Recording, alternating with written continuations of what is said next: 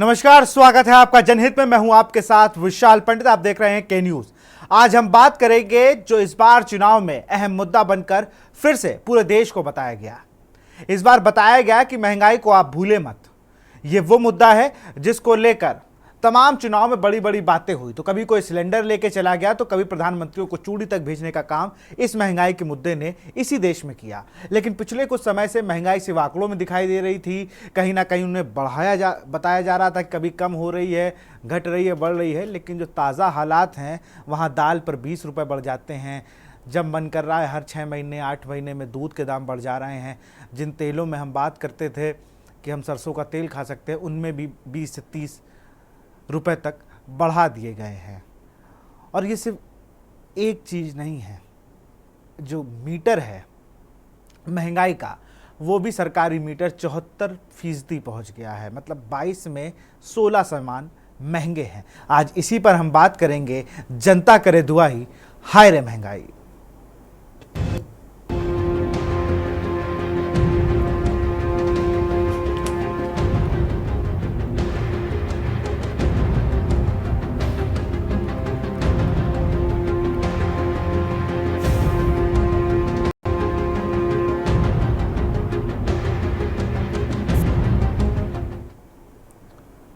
Reserve bank ने पिछले शुक्रवार को इस साल के लिए खुदरा महंगाई दर का अनुमान 4.5% पर बनाए रखा है। बैंकों को उम्मीद है कि इस साल मानसून सामान्य रहेगा। हालांकि खाने पीने की चीज़ों की कीमतों में कड़ी नज़र रखने की बात कही है। इस रिपोर्ट को देखिए। रिजर्व बैंक ने शुक्रवार को इस साल के लिए खुदरा महंगाई दर का अनुमान 4.5% पर बनाए रखा है। बैंक को उम्मीद है कि इस साल मानसून सामान्य रहेगा। हालांकि खाने पीने की चीजों की कीमतों पर कड़ी नजर रखने की बात कही गई है। आरबीआई गवर्नर शक्तिकांत दास ने कहा कि मार्च अप्रैल में खुदरा महंगाई दर कम हुई है। Food inflation, however, remains elevated. While the MPC took note of the disinflation achieved so far without hurting growth, it remains vigilant to any upside risks to inflation, particularly from food inflation, which could possibly derail the path of disinflation. Hence, monetary policy must continue to remain disinflationary and be resolute in its commitment to aligning inflation to the target of 4% on a durable basis. Sustained price stability would set strong foundations for a period of high growth. थोड़ी नरमी के बावजूद दालों और सब्जियों की महंगाई दर दोहरे अंक में है। सर्दियों में हल्की गिरावट के बाद सब्जियों की कीमत बढ़ी है। ईंधन की महंगाई दर में नरमी की मुख्य वजह मार्च के शुरुआत में एलपीजी सस्ता होना है। दूसरी ओर सामान्य से ज्यादा मानसून का अनुमान खरीफ सीजन के लिए अच्छा संकेत है।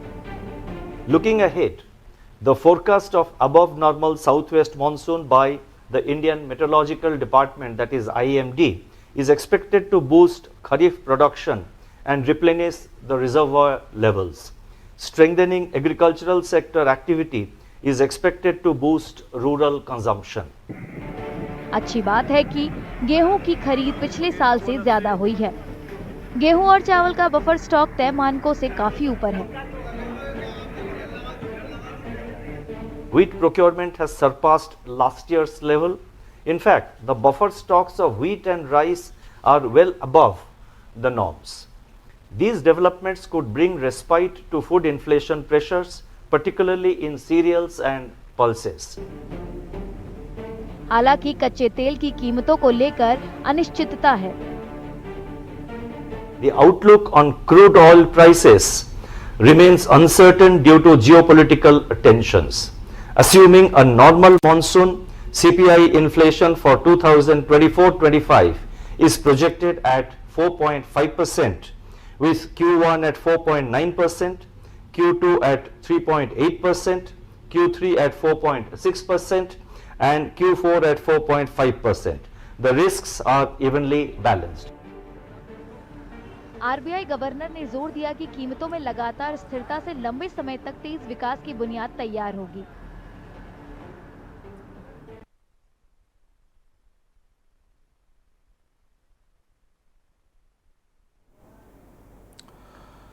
के न्यूज़ ने भी पड़ताल करी।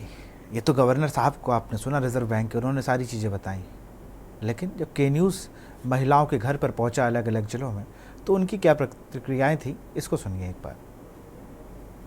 जी, ये तो निश्चित था कि बिल्कुल निश्चित था कि भाजपा सरकार आई तो महंगाई पर कंट्रोल नहीं होगा। ये तो आप चुनाव से पहले भी देख चुके हैं और चुनाव के बाद जो है वो भी महंगाई बढ़नी है। अब कोई उम्मीद नहीं दिख रही कि महंगाई कहीं से घटे। सबसे बड़ी देखिए, एक ग्रस्त, चूँकि हम लोग ग्रस्त जीवन में हैं, तो इसलिए स्वाभाविक रूप से है कि जो हम लोग समझेंगे वो शायद हमारे प्रदेश या देश के मुखिया नहीं समझ पाएंगे कि किस तरह से हम जी रहे हैं। अब तो लगता है कि वो समय आने वाला है कि आम आदमी की थाली से अभी उन्होंने कहना चाहिए कि सब्ज़ी और दाल ही जो है वो हटाए थे, लेकिन अब तो लगता है कि आम आदमी के खाने से वो गेहूं की रोटी भी हटा लेंगे। गृहस्थी चलाना बहुत मुश्किल हो गया है। अब हर चीज़ तो महंगी है। सिलेंडर 1000 रुपये का आ रहा है, आटा, दाल, चावल, हर चीज़ महंगी, बहुत मुश्किल हो रहा है गृहस्थी चलाना। कहीं ना कहीं देखा जाए महंगाई के ऊपर कोई लेकर क्या असर पड़ा, क्या इस पे क्या कहना चाहिए? महंगाई पे बहुत असर पड़ा है। जो चीज़ पहले जो है तेल हमारा 70-80 में, आज 200 के करीब पहुंच गया, 150 के करीब मिलने लगा है। बहुत फ़र्क पड़ गया है, हर चीज़ महंगी है। तो सरकार से क्या करना चाहेंगे आप लोग? सरकार से यही कहना चाहेंगे, भाई देखा जाए कैसे गृहस्थी चलेगी। इतनी कम इनकम में हम कैसे चला पाएंगे गृहस्थी अपनी। देखिए, गृहस्थी तो इतनी ज़्यादा महंगाई हो गई कि हम लोग किस तरीके से चला रहे हैं कि बिल्कुल हो नहीं पा रहा है। दाल इतनी महंगी, चावल इतना महंगा, जो गैस कल 600 की थी वही गैस सरकार ने आज 1000 रुपये की कर दी है। और दो बच्चे भी हैं हमारे साथ, उनकी पढ़ाई लिखाई, इतना ज़्यादा खर्चा हो रहा है। मेरा सरकार से निवेदन है कि प्लीज़ इस महंगाई को थोड़ा कम करा जाए। जो पेट्रोल, डीजल, गैस इतना ज़्यादा महंगा कर दी कि हम लोगों की गृहस्थी पे बहुत ज़्यादा प्रभाव पड़ा है। तो मेरी सरकार से निवेदन है कि प्लीज़ आप लोग इस बात पे थोड़ा सा नज़रअंदाज ना करके मेरी बात पे गौर करा जाए। मेरा सभी औरतों का यही है आजकल की कि गृहस्थी बहुत महंगाई हो गई है कि मुश्किल हो रहा है चलना। गृहस्थी क्या देखें, बहुत महंगाई है, गृहस्थी चल ही नहीं पा रही है। सिलेंडर इतना महंगा है, राशन इतना महंगा है कि कहाँ से करा जाए। इतनी महंगाई सरकार ने बढ़ा दी है। आटा देखिए, दाल कहाँ जा रही है, तेल इतना महंगा है, सब बच्चे परेशान हैं महंगाई को लेके। अच्छा, कहीं ना कहीं देखा जाए महंगाई इतनी हो रही है, तो इस पर क्या करना चाहेंगे आप लोग? सस्ता कुछ करें सरकार को। सिलेंडर 1000 का आ रहा है, कहाँ पहले 600-500 का मिलता था। तो आप सरकार से क्या करना है, किस तरह के महंगाई पे वो करें? कुछ तो कम करें हम किसी चीज़ में भी।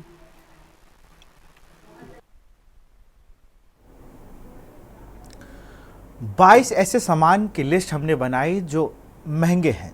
22 में 16 सामान महंगे हैं, जो ये आपकी टीवी स्क्रीन पर, उसमें चावल है, चीनी है, गेहूं है, दूध है, आटा, गुड़, चना दाल, चाय, आलू, उड़द दाल, नमक रोटी की बात कही जाती है, लेकिन नमक भी महंगा है।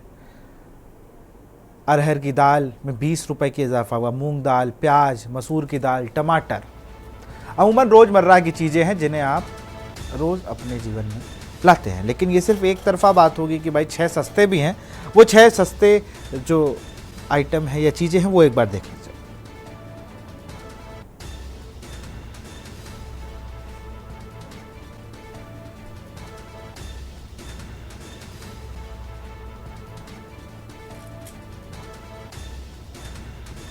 छह सस्ते आइटम भी हम आपको अब दिखाते हैं। मूंगफली का तेल, सरसों का तेल, वनस्पति घी, सोया ऑयल, पाम ऑयल और सनफ्लावर ऑयल। 22 में से इन 6 जो चीज़ें हैं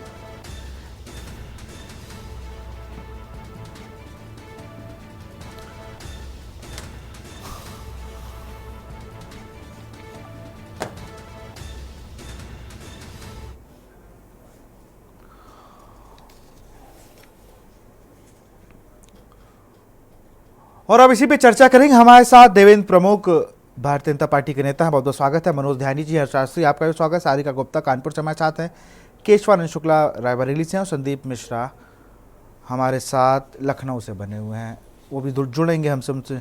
सबसे पहले तो मैं रुख करूंगा सारिका का। सारिका, महंगाई को लेकर जब लोगों से बात की जाती है तो उनका एक टीस होती है, और वो टीस ज़्यादा अच्छे से तब पता चलता है कि जब कोई महिला अपने घर में खाना बनाने के लिए बैठे हो और सारी चीज़ों को वो देखे। और रोज़ सब्जी, अमूमन मेरे घर में भी होता है, कितनी महंगी सब्जी है, रोज़ रोज़ क्या लाए, क्योंकि आलू जो घरों में नॉर्मल यूज़ हो जाता था वो भी बहुत महंगा है, सिलेंडर महंगा है, तमाम चीज़ें महंगाई ने एक तरीके से कमर तोड़ रखी है लोगों की।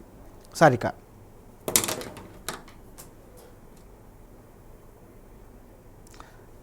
बहुत सारी उम्मीदें होती हैं, घर का जो संचालन करती हैं महिलाएं जो होती हैं, घर का बजट संभालती हैं, और कहीं ना कहीं रसोई का जो पूरा ध्यान है वो महिलाएं रखती हैं। तो महिलाओं की जो रसोई है उसका स्वाद भी बिगड़ गया है, बजट कहीं ना कहीं महंगाई की मार के कारण बजट जो है वो बिगड़ता चला गया है। हर चीज महंगी है, फिर चाहे वो दूध, सुबह उठकर चाय बनाने से लेकर रात में सोने तक का खाना हो, वो सारी चीजें महंगी हो चुकी है। सबसे ज्यादा गैस सिलेंडर की अगर बातचीत करी जाए तो 1000 रुपए से भी ज्यादा महंगा हो चुका है। मेरे साथ कुछ महिलाएं हैं, आप देख सकती हैं, ये वो महिलाएं हैं जो घर का बजट संभालती हैं, रसोई संभालती हैं, तरह तरह के स्वादिष्ट पकवान बनाती हैं। लेकिन अब इन्हीं से जान लेते हैं कि महंगाई की मार इनकी रसोई पर किस तरीके से पड़ी और इनकी जो थाली बनती है उससे क्या क्या चीजें अब नदारत होती जा रही है। सबसे पहले तो ये बताइए, इतनी महंगाई चल रही है, क्या क्या आपके बजट में बिगड़ गया है इस महंगाई की वजह से? मैम, बजट में तो सब कुछ ही बिगड़ा हुआ है, क्योंकि जिस तरीके की महंगाई है उसको देखते हुए लग रहा है कि आगे का कुछ समझ में नहीं आ रहा है। चाहे आटे की बात करें या हम अपनी दाल, चीनी, किसी भी की भी बात करें, तो हर चीज जो है बजट से ऊपर ही जा रही है। आम इंसान के लिए घर चलाना बहुत मुश्किल हो रहा है। गैस सिलेंडर भी महंगा हो गया है, सरकार भी बदल गई है, कुछ उम्मीदें हैं? अब ये तो आने वाले वक्त ही बताएगा कि जो हमारी सरकार चेंज हुई क्या हमारे लिए कर सकती है। अभी जो कर रहे थे उसको देखते हुए तो कुछ समझ नहीं आ रहा है, क्योंकि महंगाई वैसे ही जा रही है, बढ़ी रही है, घटने का तो कोई मतलब ही नहीं है। खाने में अगर अनाज की बात करें, उसके अलावा सब्जियों की बातचीत करें, दालों की बातचीत करी जाए तो हर कुछ महंगा है। आप खुद ही देख रहे हो कि किसी भी चीज में कोई गिरावट नहीं है, बढ़ोतरी हो रही है, गिरने की तो कोई संभावना ही नहीं है। दाल हो, चीनी हो या घर का कोई भी राशन हो, कुछ भी, सब कुछ महंगाई है। आय कम है लेकिन महंगाई ज्यादा है। तो देखिए, लगातार जो लेडीजें हैं वो यही कह रही हैं कि जो महंगाई है वो बहुत ही बढ़ती जा रही है। और भी बहुत सारी लेडीजें हैं, उनसे भी बातचीत करेंगे, क्योंकि पूरे घर का वो बजट देखती हैं और बजट संभालती हैं, और उनसे भी बातचीत करना चाहेंगे, क्योंकि बहुत सारी लेडीजें हैं। कहीं ना कहीं उनको सरकार से भी ये उम्मीद है कि इस बार जो सरकार बदली है उसके बाद जो है महंगाई पर लगाम कसी जाएगी। आपको क्या लगता है, क्या कुछ महंगा हो गया है? सब कुछ तो महंगा, सस्ता ही क्या है। सिलेंडर तो महंगा, सब्जियां तो महंगी। आज के टाइम में घर चलाना इतना मुश्किल हो गया, कमाई कम है और खर्चे ज्यादा है। सरकार बदल गई है तो क्या लगता है? तो हमें तो कोई उम्मीद लग नहीं रही कि सरकार कुछ सस्ता करेगी। अभी तक तो 10 साल में तो सस्ता हुआ नहीं, जो 5 साल और इस गवर्नमेंट को दिए गए तो हमें नहीं लगता कि कुछ सस्ता होगा, और महंगा ही होगा। अच्छा, जो महंगाई आ गई है तो तरह तरह के पकवान बनाती हैं, तो किस चीज में सबसे ज्यादा दिखाई देती है? गैस सिलेंडर सबसे ज्यादा सिलेंडर महंगा है, और उसके बाद में तेल और आटा। सबसे ज्यादा आटा महंगा है। घर चलाने के लिए सबसे मेन होता है कि आटा और तेल। तो आटा भी इतना महंगा, 32 रुपए में आटा जा रहा है और तेल जा रहा है 150 में। तो देखिए, जिस तरीके से हर चीज महंगा होता जा रहा है, तो जो महिलाएं हैं वो कहीं ना कहीं इसलिए परेशान हैं, क्योंकि उनका जो बजट है वो पूरी तरीके से बिगड़ गया है। और ऐसे में वो खुद परेशान है कि जो सरकार है वो बदली है, तो कहीं ना कहीं उनकी जो महंगाई की मार वो झेल रही हैं उस पर लगाम कसी जाए, और उनकी जो रसोई है उसका बजट सुधर सके, और उसके साथ साथ जो थाली है उससे जो तरह तरह के पकवान गायब होते जा रहे हैं महंगाई की वजह से, वो एक बार फिर से वापस आ सके। हमारे साथ मनोज ध्यानी जी हैं। मैं और लोगों का रुख करूंगा, उससे मनोज ध्यानी जी के पास चलूंगा। अर्थशास्त्री हैं, वो थोड़ा और सलीके से हम लोग को बता सकते हैं। सर, बहुत बहुत स्वागत है आपका के न्यूज़ में।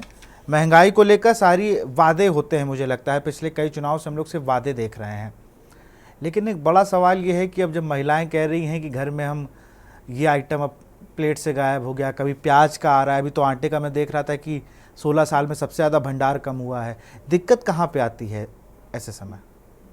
देखिए, ये महंगाई को जब हम चर्चा कर रहे हैं अर्थशास्त्र की दृष्टि से, तो हमारे को कुछ चीज़ें जो हैं ध्यान में रखनी पड़ती है कि क्या कारण है कि महंगाई बढ़ती है। महंगाई के बढ़ने के मुख्यतः 4 कारण माने, और उसमें अगर मांग बढ़ रही है जनता में किसी भी वस्तु के प्रति, तो महंगी होगी। ये स्वतः है। तो भारत जैसी बड़ी आबादी के देश में खाद्य पदार्थों की, रॉ मटेरियल्स की, प्रत्येक चीज की मांग जो है बढ़ी रही और उसके बढ़ने के कारण वो मांग जो है बढ़ रही है, तो उसके कारण महंगाई भी बढ़ रही है। लेकिन साथ साथ में जो कॉस्ट जो पुश होता है, जो अंतर्राष्ट्रीय बाजार में सोना है, रॉ मटेरियल्स हैं, तेल है, इनके बढ़ने के इम्पैक्ट भी हमारी महंगाई को प्रभावित करता है। क्या एक और चीज करता है जिसे कहते हैं वेज। अगर लोगों की जेब में बहुत पैसा आ रहा है, नौकरियां बढ़ रही है, बहुत अच्छा पैसा आ रहा है, तनख्वाह बढ़ रही है, तो उससे महंगाई बढ़ती है। तो साथ साथ में करेंसी डेप्रिसिएशन, जो हमारा मुद्रा है उसकी गिरावट है, वो भी महंगाई को प्रभावित करती है। तो मैं आपको बताऊं कि डिमांड भी है, कॉस्ट भी है, करेंसी डेप्रिशिएट हो रही है, ये तो प्रभावित है। लेकिन क्या वेज पुश हो रही है? वेज पुश नहीं है। अनएम्प्लॉयमेंट मार्केट में बहुत ज्यादा है, बेरोजगारी बहुत ज्यादा है और उसके कारण लोगों की जेब में पैसा नहीं है, लेकिन मांग जो है घट नहीं रही है, मांग जस की तस है। तो उसके कारण महंगाई जो है बहुत ही पीड़ादायक स्तर पर लोगों के, आम नागरिकों के लिए बनी हुई है। मैं एक चीज जो बात रखना चाहता हूं कि जो विकसित राष्ट्र हैं, विकसित राष्ट्रों में अमूमन ये कहा गया है कि 2% से लेके 3-4% तक वो वहाँ महंगाई दर जो है स्वीकार्य होती है। भारत में उसे 4% से लेके 6% माना जाता है। लेकिन अगर हम देखें जुलाई 23 से, जहां की 11% से महंगाई दर थी और लगातार 7% तक रहा, और अब तो खैर क्योंकि जो अभी आपने बाइट दिखाई उसमें कहा गया कि 4.32% के आसपास रखने का एक प्रण है। अगर वो हो जाता है तो वो सही कहलाएगा, वो स्वीकार्य कहलाएगा।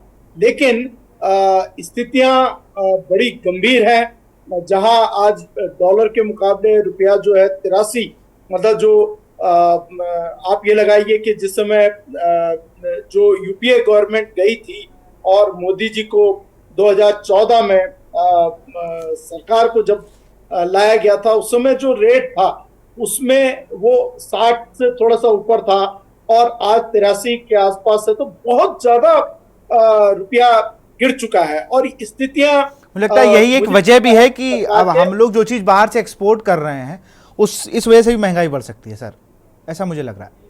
किस चीज से?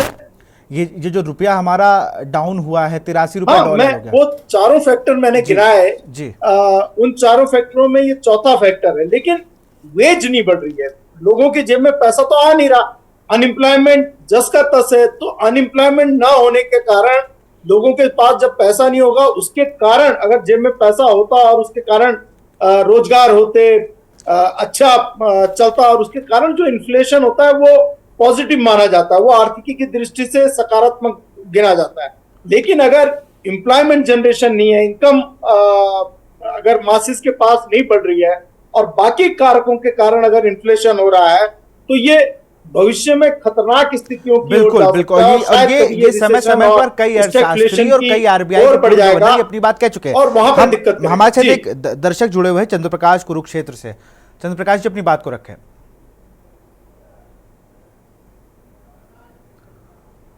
चंद्रप्रकाश जी आप हमें सुन पा रहे हैं? मैं ये कहना चाहता हूँ कि मुझे तो कहीं महंगाई नजर नहीं आ रही। आप लोग डिबेट में महंगाई को दिखा रहे हैं, बड़ी अच्छी बात है, परंतु मैं ये कहना चाहता हूँ कि हमारे घर के बच्चे ऑनलाइन पिज्जा बर्गर मंगवा रहे हैं, घर में 4-4 गाड़ियां हैं, मोटरसाइकिल 2-2 है, घर में साइकिल नाम की चीज नहीं है। साइकिल अगर किसी के घर में है तो 6,000 10,000 की साइकिल है उनके घर में। मैं ये कहना चाहता हूँ कि महंगाई का रोना हम रोते हैं, परंतु सच ये है कि हम कितने लग्जरियस हो चुके हैं, अपनी लाइफ को किस प्रकार से लग्जरी आइटम के सहारे बिता रहे हैं। 12,000 15,000 का मोबाइल हर एक आदमी के, हर बच्चे के हाथ में है। कहाँ है महंगाई जी? मुझे तो महंगाई नजर नहीं आई। पेट्रोल भरवाने के लिए पेट्रोल पंप पे लाइनें लगी हुई है, क्यों जी? सिर्फ इसलिए कि वहाँ लोगों के पास कार है। गरीब आदमी आजकल है कार, गरीब तो वो है जी जो बेचारा दिन सुबह उठता है और रोजी रोटी के लिए भागता है और कहीं जाकर के उसको 350-400 रुपए की दिहाड़ी मिलती है। मैं ये कहना चाहता हूँ कि महंगाई हमारे नेताओं की दी हुई महंगाई है, मुझे नजर कहीं नहीं आती। जब आप ये देखिए कि घर में माँ रोटी बना करके बैठी है और बेटा कह रहा है मैं तो पिज्जा खाऊंगा, तो आप देखिए पिज्जा मुफ्त में तो आता नहीं है।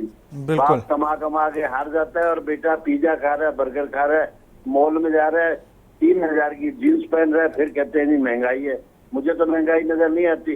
समोसा 15 रुपए का लेकर के 4 दोस्तों में बांट के खा रहे हैं और पिता के पैसे पे ऐश कर रहे हैं और कहते हैं नहीं महंगाई है। मुझे महंगाई नजर नहीं आ रही।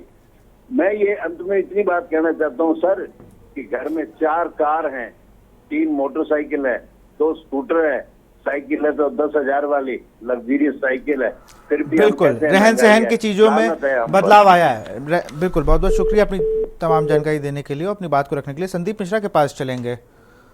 संदीप, आशा है आप भी जब पेट्रोल पंप जाते होंगे थोड़ी जेब ज़्यादा ढीली हो जाती होगी, या घर में सामान लेके जाते होंगे तो एक आध दो चीज़ें भूल जाते होंगे आप, क्योंकि महंगाई का वो स्तर है कि आंकड़े बोल रहे हैं, गवर्नर साहब खुद ही बता रहे हैं भाई साहब, सारी चीज़ें हैं। और दाल तो मैंने 2-3-4 दिन से मैंने भी नहीं खाई है, जो बात सच है।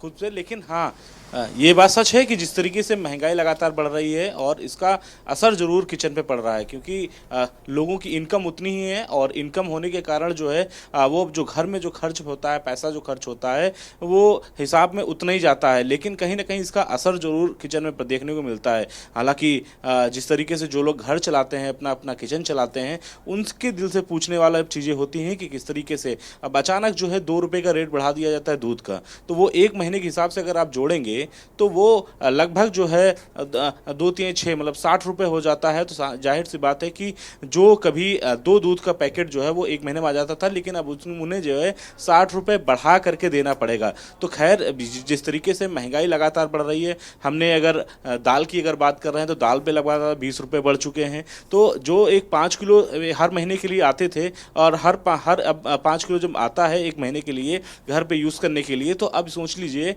कि अगर हम किसी चीज़ को अगर हम 200 रुपये किलो खरीद रहे थे तो अब मुझे 220 रुपये में खरीदना पड़ेगा, तो यानी 100 रुपये अलग से मुझे देने पड़ेंगे उस सामान को खरीदने के लिए। तो जाहिर सी बात है जो हमारा एक बजट था कि हम घर पे 10,000 रुपये एक व्यक्ति देता था किचन के लिए, लेकिन अब जब ये सारी चीज़ों में जब पैसे बढ़ गए तो वही सारी सामान जो है वो 12,000 के आसपास मिलेगी। तो जाहिर सी बात है कि लोग कम खाएंगे फिर इसके लिए, और शायद यही वजह है कि आज की डेट में अगर लगातार जो महंगाई बढ़ती चली जा रही है काफ़ी लोगों के लिए घातक होगा। उन लोगों के लिए जो मिडिल क्लास के लोग हैं, जो हाई फाई हैं, जिनके पास 4-4 गाड़ियां हैं, 5-5 अपना पैसा है उनके पास में, हम उनकी चर्चा नहीं कर रहे हैं। लेकिन जो गरीब किस्म का व्यक्ति है, जो रोज़मर्रा की ज़िंदगी में रोज़ कमाता है, जिनकी दिहाड़ी पे अब उनका घर चलता है, तो निश्चित तौर पे ऐसे लोगों पर बहुत ज़्यादा असर विशाल देखने को मिलता है। और ख़ास तौर पे उत्तर प्रदेश की अगर हम बात करते हैं तो उत्तर प्रदेश में अभी गरीब जन की बहुत से ऐसे लोग हैं जो रोज़मर्रा की ज़िंदगी में जो है लगातार सुबह उठते हैं और काम पे जाते हैं, शाम को आते हैं, अपनी दिहाड़ी लेकर के आते हैं, और फिर जो उसके बाद जब उन्हें जो चीज़ें महंगी मिलती हैं तो निश्चित तौर पे वो अपना पैसा जो है वो नहीं बचा पाते हैं,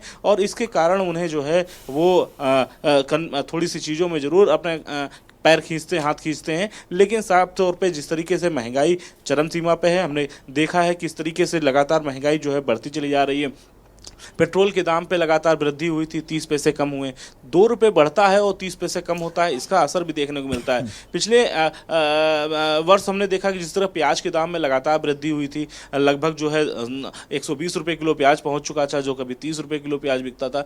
तो इसका असर जरूर व्यक्ति की जेब से पड़ता है। हालांकि कोई व्यक्ति बोलता है, कोई नहीं बोलता है। जैसे कि अभी भाई साहब एक हमारे दर्शक थे जो उन्होंने साफ तौर पर कहा महंगाई है ही नहीं, कहीं पर महंगाई है दिखती नहीं। तो आपके पास अगर 5 गाड़ियां हैं या 8 गाड़ियां हैं, आपके पास आधा पैसा है, तो निश्चित तौर पर ऐसे में क्या किसी को कुछ कहा थोड़ी जा सकता है। लेकिन ये असर जो है जो मिडिल क्लास के लोग हैं उन पे बहुत ज़्यादा देखने को मिलता है विशाल।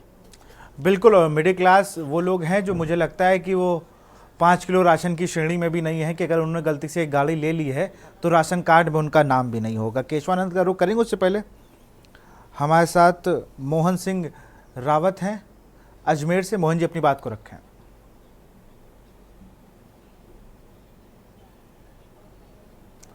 मोहन जी, आप हमें सुन पा रहे हैं? चलिए फिर से जुड़ने की कोशिश करेंगे मोहन जी से। देवेंद्र प्रमुख जी के पास चलूंगा मैं। देवेंद्र जी, आपने सबकी बातें सुनी। महंगाई हमेशा से 2013 से जो आप लोग का कैंपेन स्टार्ट हुआ था ना, उससे स्टार्ट हुई चीज़ें थी कि अब बहुत हुई महंगाई की मार, अब की बार मोदी सरकार। महंगाई आप लोग के एजेंडे में थी, लेकिन जैसा अभी ध्यानी जी ने भी बताया कि 62, मुझे अभी मैंने देखा तो 62 रुपये कुछ पैसे था शायद डॉलर उस समय, आज 83 रुपये है। तेल अगर 80 था तो आज 100 रुपये के करीब है। अरहर की दाल पर 20 से 30 रुपये बढ़ जा रहा है। दूध बढ़ता जा रहा है। वो महंगाई की मार वाली जो बात थी वो जनता के लिए थी, या उस पर एक्सक्लेमेशन मार्क लगा था या क्वेश्चन मार्क था? क्योंकि जनता, हम महिलाएं जुड़ी थी, सारिका ने जैसे जुड़ी, उन्होंने कहा कि ये सब्जियां गायब हो गई हैं। सारिका के साथ जो महिलाएं जुड़ी थी, रायबरेली में केशवानंद जब गए तो उन्होंने कहा कि मुझे पता था ही सरकार आएगी तो महंगाई बढ़ेगी। देखिए विशाल सर, बहुत गहन क्वेश्चन है और गहनता के साथ ही इसका विश्लेषण हो। बिल्कुल। महंगाई जो है, इसमें कोई संशय नहीं है कि 2014 से पहले हमारा मुख्य मुद्दा था। किसी चीज से भागना या हटना कोई समझदारी का काम नहीं होता। जो तथ्य है उस पर बात होती है तो तथ्य के साथ बोलना पड़ता है, और बोलते हैं हम हमेशा। आपने हमें कहा कि 2014 से बाद में जब से हमारी सरकार आई है और अब तक का कैंपेन जो भी है पूरा निकल कर आ रहा है। अलग अलग जिस तरह से हमारे साथ अर्थशास्त्री जी बैठे हैं, मनोज जी ने बहुत अच्छे से विश्लेषण किया, मैं उनका धन्यवाद करना चाहता हूँ। रिजर्व बैंक की तरफ से भी आपने गवर्नर साहब को लिया है, उन्होंने भी बहुत शानदार बात आपकी माध्यम से रखी गई है। और विशेष रूप से धन प्रकाश जी ने भी अपनी बात रखी है।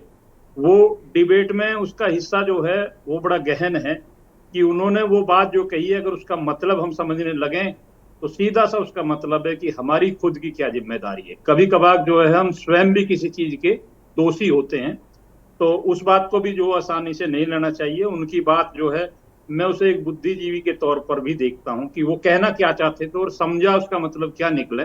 हमारे साथी ने उसका विश्लेषण किया और दूसरी तरफ से किया कि 5 गाड़ियां उनके पास हैं। मैं समझता हूं 5 गाड़ियों के लिए नहीं कहा, उन्होंने थोड़ा सा जिम्मेदारी के लिए कहा।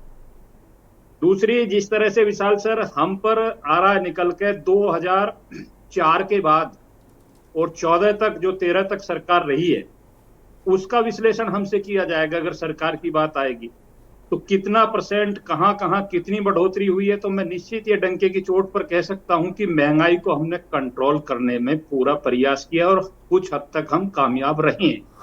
उसी का परिणाम है कि 10 वर्षों में अगर आप जाए 2004 से 14 तक का निकाल के महंगाई का रेशा देखेंगे तो 200% प्लस भी बढ़ोतरी हुई है। ऐसी भी कुछ चीजें हैं।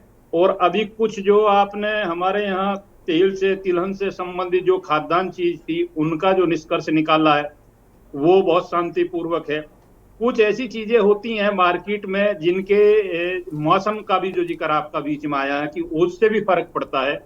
ये अच्छी बात है कि हमारे लिए रिजर्व बैंक की तरफ से 4.2% की बात जो है वो पहले ही निकल कर आ रही है।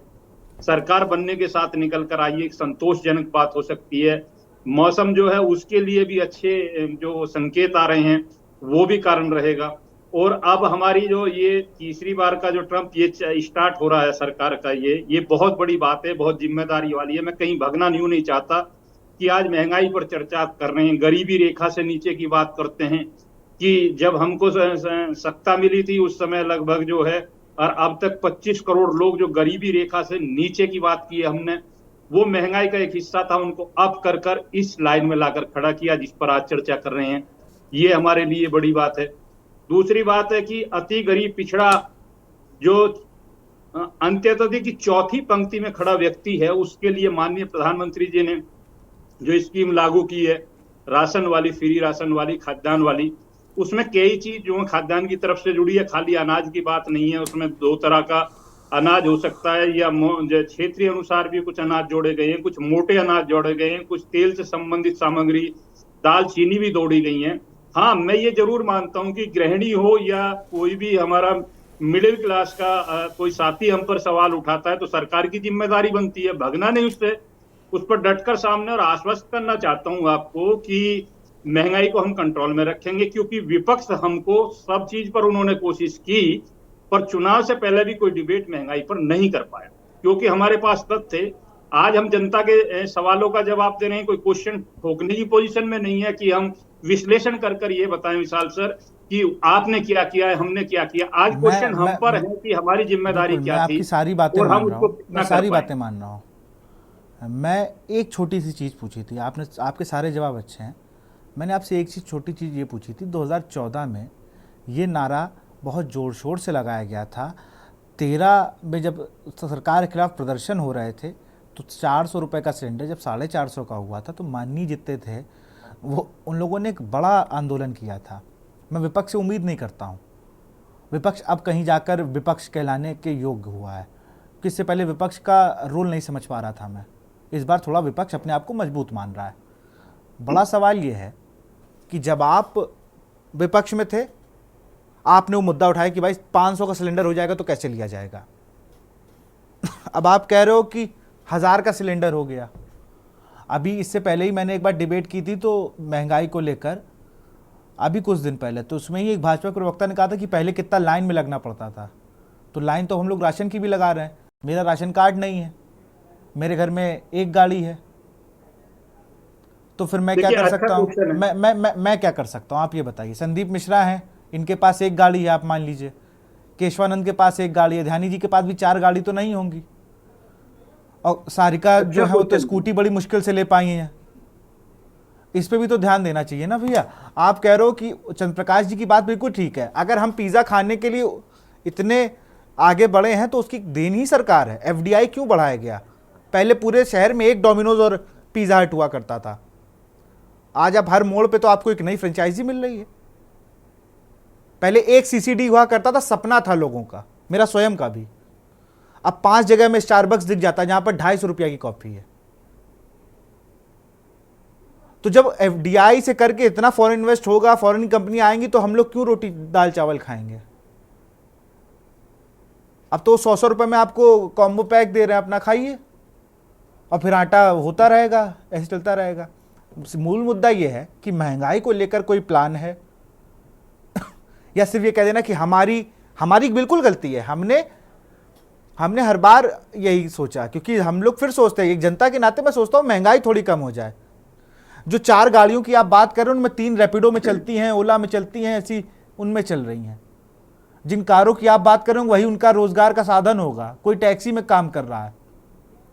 अब ऐसे आप कह दी स्कूल वालों के पास बस है तो क्या वो खाना छोड़ देंगे? वो खाना नहीं खाएंगे। जो सांसद विरोध करते हैं उनको किसी चीज की कमी नहीं होती, लेकिन वो महंगाई का विरोध करते ना, आप ही लोग कर रहे थे इतनी मजबूती से। सरकार बदल दी आप लोगों ने, लेकिन वो मुद्दा कहीं खो ना जाए इसलिए मैं पूछ रहा हूं। जो महंगाई को लेकर आप 2014 में सोचे थे, क्या वो 2024 के 10 साल के गैप में अभी भी आप वही सोच रहे हैं? देखिए, शानदार क्वेश्चन है विशाल सर, स्वागत करते हुए मैं इस पर भगूंगा नहीं। इसको आपने कई चीज निकाल कर रखी है, थोड़ा सा समय लग जाता है, ऐसे क्वेश्चन के विश्लेषण होता है तो उसमें समय लग जाता है। आपने सिलेंडर की बात, ये जो है इसे मैं नकारूंगा नहीं कि आज लोग 400, 450, 500 की बात करते हैं। वो बात भी यहाँ खत्म होगी कि हमारे साथी जो हैं वो कहते थे कि भाई जो है लाइन में लगने वाली बात थी। हाँ, हुआ करता था, एक समय था कि किसी विधायक की पर्ची से या कोई घर में फंक्शन हो, किसी MP की पर्ची से जब 2-2 हजार रुपए के सिलेंडर होते थे तो बेमुश्किल से जो है इकट्ठे 20 या 25 सिलेंडर मिलते थे, तब शादियां होती थी। अब दूसरी बात यह है कि एक उज्ज्वला योजना आपने देखी है जी, उसके माध्यम से हमने 11 करोड़ लोगों तक जिस तरह सिलेंडर पहुंचाए हैं, और जो उस योजना के तहत आज भी 500 रुपए से कम का सिलेंडर है, तो इसे कहां नकारा जाएगा। एक बड़ी संख्या का जिक्र किया मैंने, देखिए एक बड़ी संख्या मैंने किया। देवेंद्र जी, मैं आपको रोकूंगा, मैं आपको रोकूंगा। सुरेश अवस्थी हैं कानपुर से हमारे साथ। सुरेश जी, एक दर्शक जुड़ चुके हैं। सुरेश जी, अपनी बात को रखें। जी नमस्कार। जी नमस्कार। आपने बहुत ही अच्छा मुद्दा उठाया है जो जनता से जुड़ा हुआ है, जो कि गरीब जनता रोटी के लिए तबाह है। किसी के पास काम है, किसी के पास काम नहीं मिल रहा है। लोग अपने घर का कैसे खर्चा पानी चलाते हैं उसके दिल से पूछो। हर चीज इतनी महंगाई हो चुकी है माननीय प्रधानमंत्री से अनुरोध है कि जो गरीबी रेखा उज्ज्वला योजना के कनेक्शन जो दिए गए थे, माननीय योगी आदित्यनाथ जी ने कहा था कि मैं बड़ी दिवाली के सिलेंडर दूंगा, वो भी दर्शकों को नहीं मिल पाया है। और इसमें महंगाई में आदमी मार टूट गया है, कैसे घर का खान पान चलावे। इससे सरकार से अनुरोध है इसमें थोड़ा कंट्रोल करे। खाने पीने वाली चीजें दूध में भी महंगाई कर दी, 2 रुपए लीटर बढ़ा दिया। गरीब जनता तो भूखे मर रही है, खाने के लिए नहीं है। मंदिर तो आस्था का विषय है, मंदिर तो हर एक आदमी कहता मंदिर होना चाहिए, मगर पेट में रोटी भी होना बहुत जरूरी है। रोटी नहीं तो मंदिर क्या करेगा, आदमी कहाँ जाएगा। खाने के लिए जनता को चाहिए ना। माननीय प्रधानमंत्री से अनुरोध है इसमें महंगाई पे विशेष ध्यान दें। जो गरीबी रेखा वाले हैं उनको भी वो सुविधा दें, क्योंकि एक रईस आदमी भी वहाँ दुकान से सामान लेता है और एक गरीब स्तर का भी आदमी वहाँ सामान लेता है। रेट एक ही रखते हैं, क्योंकि वो महंगाई को अपना करोड़पति है वो भी उसी रेट से ले रहा, एक गरीब स्तर का आदमी उसी रेट से ले रहा। बिल्कुल, बहुत धन्यवाद सुरेश जी अपनी बात को रखने का, और सभी मेहमान हमारे साथ बने रहे। हम बात कर रहे हैं महंगाई पर। महंगाई लगातार जो मीटर है ना वो लाल करती जा रही है। केशवानंद के पास चलेंगे और फिर मैं जवाब लूँगा देवेंद्र प्रमुख जी से। उनकी बात अधूरी रहेगी, मैं आपको रोकूंगा। केशवानंद काफ़ी देर से हमारे साथ मौजूद हैं। केशवानंद, रायबरेली से आप आते हैं, अभी आपने एक महिला की जो बयान भेजा उसमें कहीं ना कहीं वो काफ़ी ज़्यादा उससे आहत थी महंगाई को लेकर, और उन्हें अंदेशा था पहले से, तभी वो तमाम बातें उन्होंने कहीं महंगाई को लेकर। और वहाँ की जनता क्या सोचती है उसको लेकर के रायबरेली की जनता काफी जो है त्रस्त नजर आ रही है, क्योंकि अभी कुछ ही समय पहले एक महिला से बातचीत किया गया जिसमें वो महिला ने कहा कि सरकार आने के बाद लगातार जिस प्रकार उम्मीदें थी कि सरकार महंगाई जरूर कम करेगी, लेकिन एक बार फिर से जहाँ बीते दिनों अमूल दूध के जो रेट हैं वो 2 रुपए बढ़ा दिए गए हैं, और उसके पहले की अगर बात की जाए तो टमाटर के भी रेट बढ़े हुए थे, और घी की अगर बात की जाए तो ये भी लगातार जो है महंगा होता जा रहा है, जिसके चलते जो किचन है उसमें जो खान पान की जो सामग्री है वो काफी कम हो रही है, जिसके चलते जो गृहिणियों को काफी दिक्कतें हो रही थी। अभी कुछ समय पहले गृहिणी से भी बातचीत किया गया, उनका खासतौर से सरकार से काफी उम्मीदें थी कि सरकार बनने के बाद शायद महंगाई पे लगाम लग सकता है, लेकिन जिस प्रकार सरकार भी बन गई, लेकिन जो महिलाओं को उम्मीदें थी कि जो गृहिणियों को उम्मीदें थी वो उस पर सरकार जो खरी नहीं उतर पा रही, उससे काफी आहत महिलाएं हैं। उन्होंने भी अभी केंद्र से बात की और बताया है कि लगातार महंगाई बढ़ रही है, दाल के भी रेट बढ़ गए हैं, जिसके अब घर चलाना काफी मुश्किल हो रहा है। तो कहीं ना कहीं जो महंगाई है उसका खासा असर रायबरेली में देखने को मिला, जिससे महिलाओं को काफी आहत हो रही है, और लगातार उनका अनुमान था कि सरकार जरूर महंगाई पर लगाम लगाएगी, लेकिन महंगाई कम ना होने से महिलाओं में काफी आक्रोश जरूर रायबरेली में देखने को मिला। जी बिल्कुल, और हमारे साथ देशबंधु हैं एक दर्शक, वो भी फोन लाइन पर आए हैं। देशबंधु जी अपनी बात को रखें।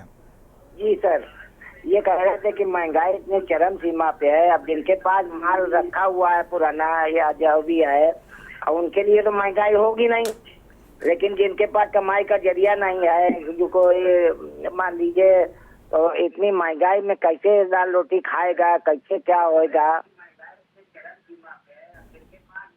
बिल्कुल, इस पर जवाब लेंगे। देवेंद्र प्रमुख जी हैं, उन्हीं के पास मैं चलूंगा, फिर मैं जाऊंगा ध्यानी जी के पास। देवेंद्र जी अपनी बात को पूरा करो, जनता के सवाल भी आपने सुन लिए हैं। नहीं बिल्कुल है इसमें। देखिए मैं ये कहूंगा विशाल सर, जिस तरह से जनता के क्वेश्चन, अब जनता की बात आई है निकल कर, तो उससे भगने वाली बात तो है नहीं। बिल्कुल जनता संतुष्ट होनी सरकार की पहली जिम्मेदारी है। पहली बात तो मैं ये कहता हूं कि जिस तरह से अभी हमने टमाटर पर चर्चा हुई है, या जो उससे पहले प्याज का भी जिक्र आया था, ये 2 सिस्टम है। ये तो है किसान की फसल का जो सिस्टम है कि मौसम पर भी डिपेंड करता है कि आने वाले समय में जैसे ये मौसम चेंज होएगा 10-15 दिन के बाद बारिश शुरू होगी तो कई चीज ऑटोमेटिक नीचे आ जाएंगी। इस पर गहनता से ज्यादा विचार ये नहीं होता है कि कुछ सब्जियां जो है मौसम के हिसाब से, हाँ दूध की बात है भाई, अमूल दूध पर आपका क्वेश्चन आया कि उसका रेट जो है वो इस मौसम में होता है, लेकिन सर्दी के मौसम में ऑटोमेटिक 1-आध कहीं रुपया कम होता है, उसका जिक्र नहीं होता है, लगभग बराबर आ जाते हैं। ये चीज जो है इसमें ज्यादा फर्क नहीं पड़ता है। कई चीज जो है जिस तरह से रिजर्व बैंक का आपने आंकलन देखा है कि हमें जो भविष्य के हिसाब से तय करना है वो अंडर कंट्रोल, उसको कंट्रोल कैसे किया जाएगा। जो चीज जैसे हमारे मनोज जी ने क्लियर किया था, हमें कोर्ट के तौर पर विदेशों से भी लेना पड़ता है, उसके लिए सरकार कितनी गंभीर होती है कि सरकार को जो है अब से ही तैयारी करके चलनी है कि भविष्य में हमारे सामने ये चीज हमारी आबादी को देखते हुए, हमारे संसाधनों को देखते हुए और जिस तरह से हमारी सरकार ने काम किया, देखिए मैं कोई ये इसमें बहस का विषय इसलिए भी नहीं ले जाना चाहता विशाल सर कि हमारा कंपेयर जो पिछले जो 10 वर्ष की सरकार रही है यूपीए 1-2 और अब हमारी रही है एनडीए 1-2 का और तीसरा पार्ट हमारा शुरू हुआ है, उसमें ये मुझे अच्छा लगा कि आपने एनडीए कहा, नहीं बढ़ने ये अच्छा लगा मुझे कि आपने एनडीए 1-2 कर दिया, ये मुझे बहुत अच्छा लगा। चलिए, आपने माना कि एनडीए की सरकार थी। नहीं, ये मैं मानता हूं, हमेशा से मानता हूं सर, इसमें तो कोई बात नहीं है विशाल सर। चलिए मैं और भी दर्शक हमसे जुड़ चुके हैं। मोहन सिंह रावत हैं अजमेर से। मोहन जी, अपनी बात को रखें।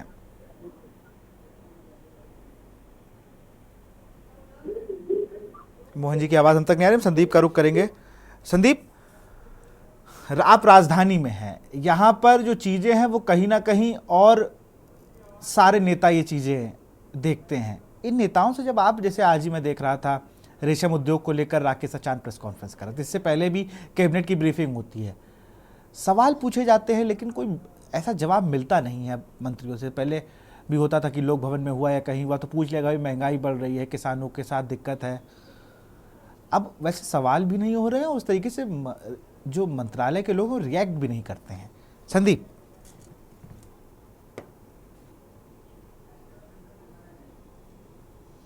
देखिए विशाल, जब सवाल किए जाते हैं तो जवाब भी घुमा फिरा के दे दिया जाता है साफ तौर पे, लेकिन चाहे हम मंत्री की बात कर लें, चाहे हम सरकार की बात कर लें, तो हर आदमी जो है आज के समय में बिल्कुल अपना पल्ला जो है उछाड़ता हुआ नजर आता है।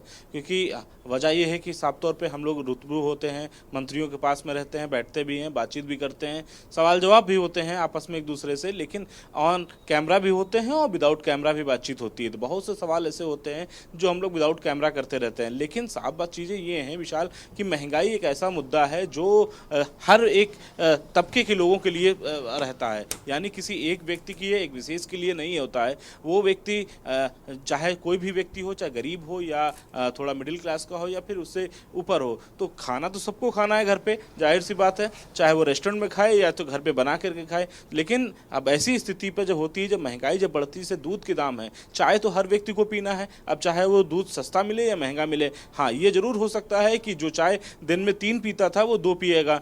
तो साफ तौर पे जिस तरीके से इस तरीके महंगाई की हम अगर चर्चा कर रहे हैं तो ये जरूर जानना चाहिए कि एक बार की गरीब तबके के अंदर वहाँ पे क्या चल रहा है। 5 किलो राशन दे देने से क्या उनकी महंगाई थोड़ी खत्म हो जाएगी? या अभी भाई साहब जो कह रहे थे कि हमने 1100 करोड़ जो है हमने जो है सिलेंडर बांटे हैं उज्ज्वला गैस के तहत। आप समझिए एक बात को, एक बार आपने सिलेंडर बांट दिया, फिर उसके बाद उसको भरवाने के लिए सिलेंडर को उस व्यक्ति को उज्ज्वला गैस के तहत ही 900 रुपये दे रहे हैं। आप सब्सिडी देने की बात कर रहे थे, सब्सिडी कहाँ गई उस गरीब परिवार की? कोई बताएगा?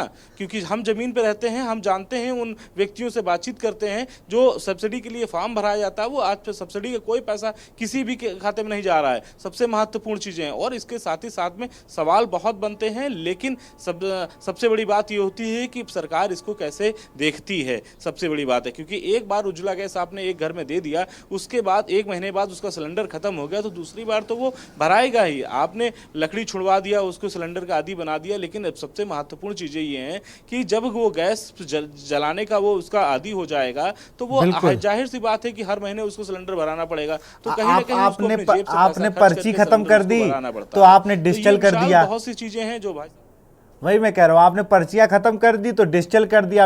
अब डिजिटल के लिए वो 10,000 या 5,000 4,000 का फोन ले और फिर वो गिनती में आ जाए कि तुम्हारे पास तो फोन है यार, तुम कैसे अब राशन लोगे। एक दर्शक और जुड़ चुके हैं, मोहन सिंह फिर से जुड़े अजमेर से। मोहन जी, अपनी बात को रखें।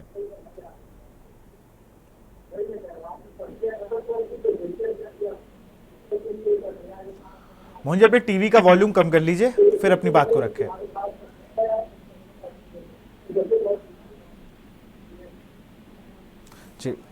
चलिए, फिर से मैं सारिका के पास चलूंगा। सारिका, अब जिस तरीके से लोग कह रहे हैं कि भाई आप शायद राशन कार्ड आपका होगा, क्योंकि मेरा तो नहीं है, तो आप राशन लेने कभी जाती हैं या कोटेदारों से बात कर लेती हैं कि नहीं? आप अनम्यूट कर लीजिए सारिका। हाई प्रोफाइल नहीं हूँ, मैं भी एक मिडिल क्लास में हूँ और मिडिल क्लास में होने के कारण मेरे घर में खुद राशन कार्ड बना हुआ है और मैं राशन का लाभ भी लेती हूँ। ऐसा नहीं है कि मैं राशन लेने नहीं जाती हूँ, मैं भी राशन लेती हूँ और राशन लेने जाती हूँ और उसी राशन राशन से को जब लेके आती हूँ वही मेरे घर में खाया जाता है, क्योंकि मैं इतनी हाई प्रोफाइल नहीं हूँ। जैसा कि कहा गया था कि 4 गाड़ियाँ हों, उसके साथ साथ जो बाइक है वो बहुत सारी हों, लोग पिज्जा बर्गर खा रहे हों, ऐसा नहीं है, क्योंकि मैं मिडिल क्लास से बिलोंग करती हूँ और जब मैं दिन भर नौकरी करती हूँ उसके बाद ही मेरी आय होती है और उसी से ही मेरे पूरा महीने का खर्च जो है वो चलता है। तो कहीं ना कहीं अगर ये बातचीत करी जाए कि हाई प्रोफाइल को छोड़ दिया जाए, तो हाई प्रोफाइल में महंगाई बिल्कुल भी नहीं है, क्योंकि उन्हें कोई फर्क ही नहीं पड़ता। उन्हें तो सिर्फ अपना फोन चलाना है, फोन चलाकर ऑर्डर करना है, क्योंकि उनके पास इतना पैसा होता है, या तो उनके पास पुश्तैनी रईस होते हैं और या फिर उनके पास आय के इतने ज्यादा सोर्सेस होते हैं कि उन्हें शायद महंगाई दिखाई नहीं देती है। लेकिन मिडिल क्लास जहाँ पर हम लोग रहते हैं वहाँ पर मिडिल क्लास को महंगाई ही दिखाई देती है, क्योंकि जब वो सुबह उठते हैं तो दूध से लेकर यहाँ तक कि जो खाने में चीनी और नमक है वो भी महंगा हो चुका है। तो कहीं ना कहीं जो महंगाई की मार है वो महंगा जो है मिडिल क्लास और उसके साथ जो सबसे लोअर है। कहा जा रहा है कि लोअर दिखाई नहीं दे रहा है, लेकिन लोअर हैं। जब आप सड़कों पर निकलेंगे, जब आप लोगों से मिलेंगे, जब आप इस तपती धूप में निकलेंगे, तो आपको लोअर क्लास भी दिखेगा और मिडिल क्लास भी दिखेगा। हालांकि मिडिल क्लास बाजारों का रुख करता है तो फिर वहां से लिमिटेड चीजें खरीदता है, और लोअर तो खैर ऐसी जगहों पर जा ही नहीं सकता जहाँ की अभी बातचीत करी गई थी, जहाँ पर हाई प्रोफाइल रहते हैं। एक मुझे लगता है कि डिफरेंस हो गया है, फिर से वो डिफरेंस आ गया है। हमारे से एक दर्शक जुड़ चुके हैं, श्याम सोनकर। श्याम जी अपनी बात को रखें। हेलो जी, अपनी बात को रखें। जी, मैं पहले आपका बहुत बहुत धन्यवाद करना चाहता हूँ कि आपने मुद्दे को उठाकर जो जनता की बात को सामने लाए हैं, इसके लिए मैं के न्यूज का बहुत धन्यवाद करता हूँ। भाई साहब, ना बिजली है, ना पानी है, ना खाने के लिए आपके पास राशन है। दिन ब दिन महंगाई बढ़ती जा रही है, कैसे गृहस्थी चलेगी? काम है नहीं लोगों के पास भैया। हेलो,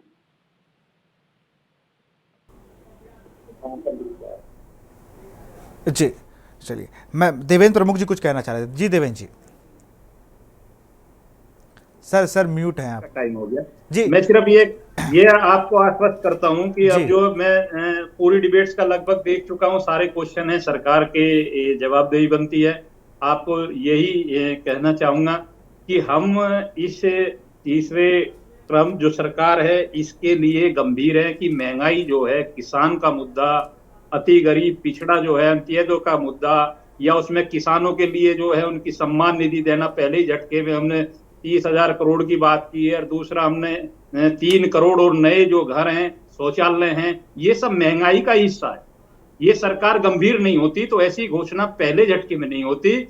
इसलिए मैं आपको सिर्फ यही आश्वस्त करता हूं कि आप खुदरा महंगाई को लेकर चर्चा कर रहे हैं। बधाई देना चाहता हूं आपको कि आपका ही ये काम होता है कि नेता हो, वो नेता का हिस्सा मैं भी हूं, मैं भी किसी परिवार का हिस्सा हूं। राजनीति अलग अलग चीज है, लेकिन जिम्मेदारी जब आदमी नहीं, ये तो सबके लिए, नेता अभिनेता सब महंगाई की रडार पे तो सब आ जाते हैं। हाँ बिल्कुल, वो बचता कोई नहीं है। तो मैं आश्वस्त करता हूं आपके माध्यम से जो जनता हमको देख रही है कि हमारी सरकार गंभीर है और महंगाई को निश्चित कंट्रोल में करेंगे, दावे के साथ करेंगे, कोई दिक्कत कहीं से कहीं तक नहीं आने। इसी के साथ मेरा समय हुआ। मैं बिल्कुल बहुत बहुत शुक्रिया देवेंद्र जी तमाम हमसे जुड़ने के लिए, तमाम बातों को रख लें। मनोज ध्यानी जी के पास चलूंगा, फाइनल कमेंट लूंगा। सर, कोई तरीका है बनाया जा सकता है कि या कोई एक ऐसा ड्राफ्ट हो जिसमें कुछ चीज़ें जो घरेलू उत्पाद हैं उन पर थोड़ी जो गुंजाइश हो जाए, थोड़ा उससे महंगाई कम हो, कुछ ऐसा? जी देखिए, बहुत कठिन नहीं है अर्थव्यवस्था को कंट्रोल करना। अगर हम कुछ चीजें जो आउटर एस्पेक्ट्स हैं उसको भी ध्यान में हमारे को रखना चाहिए जब हम इन्फ्लेशन की बात करते हैं। जैसे मैं आपको बताऊं कि अभी जो शरद ऋतु की जो वर्षा होती थी वो 97% कम हुई है।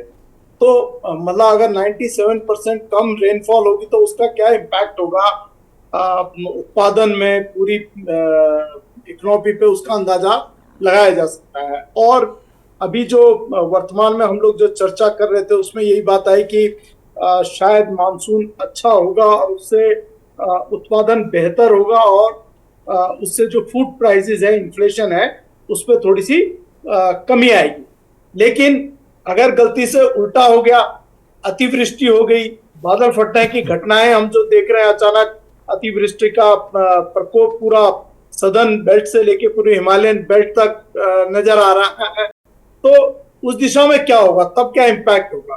तो ये चीजें रिक्वायर करती हैं कि सरकार प्री प्लान करे और तैयार रहे कि कोई इवेंचुअलिटी अगर अराइज होगी तो उसके लिए हम लोग बेहतर तरीके से प्रबंधन करेंगे और व्यवस्था को ठीक ठाक संचालित रखने की कोशिश करेंगे।